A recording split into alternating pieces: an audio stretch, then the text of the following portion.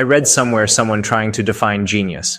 They said, a genius has two brains, one ordinary, which may be no smarter than anyone else's, and another, a strange one, which he cannot control. And that made me wonder, have you ever felt like that second brain flickers on for a moment?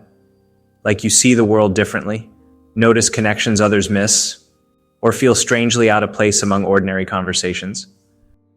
But is that what genius really is? And if it is, why does it so often come with a sense of alienation? And in a world this loud and distracted, what does it even mean to live as a genius today?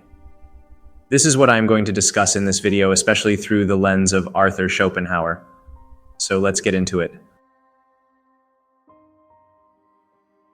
Genius, in truth, means little more than the faculty of perceiving in an unhabitual way. We often imagine genius as extraordinary intelligence or unmatched productivity, but James reminds us it is, at its core, a way of seeing differently. True genius is not merely scoring high on an IQ test or achieving what others can already picture. A talented person may excel in known tasks, but genius ventures into the unseen. As one line, which was attributed to Schopenhauer, says, "Talent hits a target others cannot hit. Genius hits a target others cannot even see." For Schopenhauer, genius means entering a state of pure perception, a kind of vision free from personal desire, ambition, or will. In that rare moment, the genius forgets himself and becomes, in his words, a pure knowing subject, clear of vision of the world. This disinterested gaze allows him to perceive eternal ideas, the universal essences of things, while ordinary minds remain caught in practical concerns. Genius, then, is not doing what others cannot do. It is imagining what others cannot imagine. Joseph Joubert captured this gift beautifully. Genius is the ability to see things invisible, to manipulate things intangible, to paint things that have no features. The genius perceives patterns and truths that lie beneath appearances, offering insights that expand the horizons of human thought. Von Goethe insisted, the first and last thing required of genius is love of truth. This is why the genius must rise above marketplace demands or personal gain. His compass is not profit or applause, but the pursuit of insight itself. Modern measures, IQ scores, productivity charts, or even technical expertise fail to capture this essence. A brilliant engineer may design efficient machines, yet still remain a talent rather than a genius. For Schopenhauer, only the one who casts aside self-interest long enough to see reality in its pure form earns that title. In this light, intelligence and talent appear as subsets of something larger. Intelligence solves problems within known domains. Talent excels at feats that others admire. But genius transcends both. It steps beyond the given, perceives the hidden, and reshapes how humanity itself thinks. It is less about accumulation of facts and more about vision, intuition, and love of truth. That is why Schopenhauer insists genius is rare. Nearly everyone can be intelligent, and many cultivate talent. But few can forget themselves long enough to see with unclouded eyes. Genius is not a constant performance. It is a state of mind, a capacity to tune into the deeper frequency of reality. And in doing so, it reveals to us not only what is, but what might be. There is one strange thing that Schopenhauer said about a genius, which I'm going to discuss now. Reading is nothing more than a substitute for thought of one's own. Even genius is not safe from certain traps. Chief among them is the danger of overreading, of stuffing the mind with endless second-hand ideas until one's own originality fades. Schopenhauer warns that constant reading is like putting the mind in leading strings, keeping it under pressure until it loses the ability to think for itself. He even says that many men of learning have read themselves stupid. The paradox is clear. Books should awaken thought, not replace it. Montaigne had seen this centuries earlier. He mocked pedants who labor to stuff the memory and leave the conscience and the understanding unfurnished. To him, filling the mind with citations and clever phrases meant nothing if one never digested them into wisdom. Schopenhauer sharpened the point.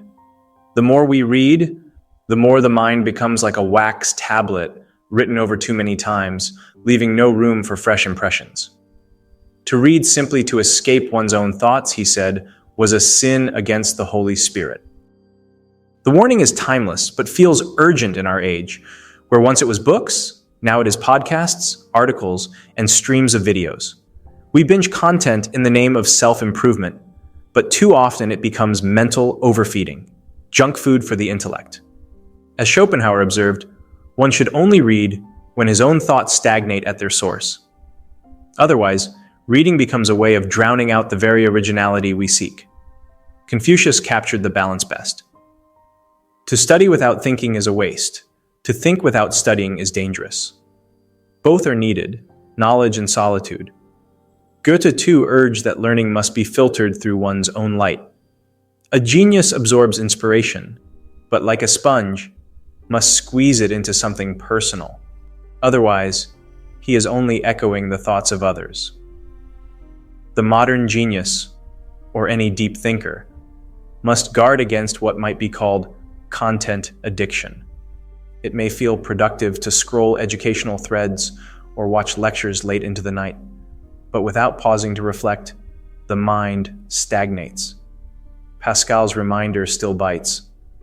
All of humanity's problems stem from man's inability to sit quietly in a room alone. Silence, solitude, and boredom are not enemies of thought. They are its birthplace. True genius knows this, that it often comes with a price that I am going to discuss now. Emerson's line, "To be great is to be misunderstood," captures what Schopenhauer described in more somber tones. The genius as an isolated hero, fighting single-handed against the onslaught of shallow ideas that suit the majority better. The fate of the genius is not arrogance, but difference. By thinking independently, by going straight to what he called the book of nature, the genius breaks from the invisible chain of social consensus. That act of true independence brings with it both freedom and estrangement.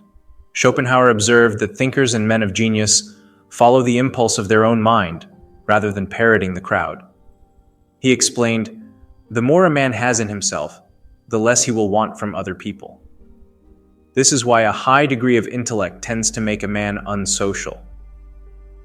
This disinterested gaze, seeing the world for what it is, not for how it serves one's will, makes the genius seem awkward or absent-minded. He wrote that the genius dwells on the consideration of life itself, and in doing this, he often forgets to consider his own path in life. Imagine the painter so absorbed in color he forgets to eat. That is the awkwardness of vision. The lamp of knowledge becomes a sun, dazzling the seer even as it blinds him to ordinary conventions. A genius recognizes this danger and protects attention fiercely, knowing that mindless consumption dilutes insight. Instead, he cultivates curiosity and the inexhaustible activity of thought, exploring ideas that others overlook. The social cost is real. Intellectual superiority is the most hateful thing in the world, especially to bunglers in the same line of work. Crowds imitate applause like trained monkeys in a show. Even when a genius stands before them, they cannot yet see. Emerson framed the same reality differently. To be original is to be misread, to be mistaken for eccentric or even mad. History proves the point. Van Gogh, Kafka, Tesla, all misunderstood in their time. Their ideas were slow to be acknowledged, late in being appreciated, yet they endured. This lonely height is not born of pride, but of perception. Most people act with their personal will foremost, seeking comfort, career, belonging. The genius, by contrast, forgets the self. He stands, in Schopenhauer's words, on the bare rock of truth, while others drift on shifting sands.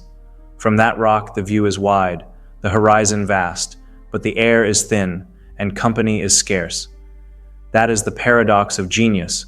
It grants the clearest vision, but often at the price of belonging. To see too much is to walk alone. Yet in that solitude lies both burden and blessing, the sorrow of separation, and the beauty of a horizon no one else has yet seen. And it often comes with a responsibility as well, which tests a person if he really is a genius or not. Try not to become a man of success, but rather try to become a man of value. Genius is not just the ability to see what others cannot, it carries a profound ethical responsibility. Schopenhauer reminds us that it is a prime condition for doing any great work, that a man pay no heed to his contemporaries, their views and opinions, and by centuries of fame by foregoing the applause of his contemporaries. Humility is the first duty. A genius must renounce ego and personal reward, understanding that insight is a gift to the world, not a lever of personal power. Compassion forms the second pillar. Despite his famously pessimistic metaphysics, Schopenhauer emphasized that morality is rooted in pity. By recognizing the suffering of others, a genius guides, enlightens, and uplifts. The artist reveals the human condition. The scientist improves lives. The leader encourages free thought rather than imposing doctrine. Schopenhauer warns against blending genius with base aims, calling it detestable when art or intellect is tainted by pursuit of money or flattery. True genius resists these temptations, keeping integrity above personal gain. And humility and empathy must be paired with careful reflection. Confucius taught, "A superior man is modest in his speech, but exceeds in his actions." Marcus Cicero similarly observed, "The higher we are placed, the more humbly we should walk." A genius must wield insight with vigilance, ensuring guidance does not slip into coercion, and that brilliance never becomes a tool of domination. Honest counsel is essential. Listening to critique guards against blind spots and arrogance, keeping genius in service to truth rather than self-interest. Self-knowledge is also critical. Thoreau reminds us, "It is easier to sail many thousand miles than it is to explore the private sea of one's being alone." Knowing oneself, including flaws, biases, and limitations, is a prerequisite to ethical action. Only by mastering the inner world can genius safely illuminate the outer one.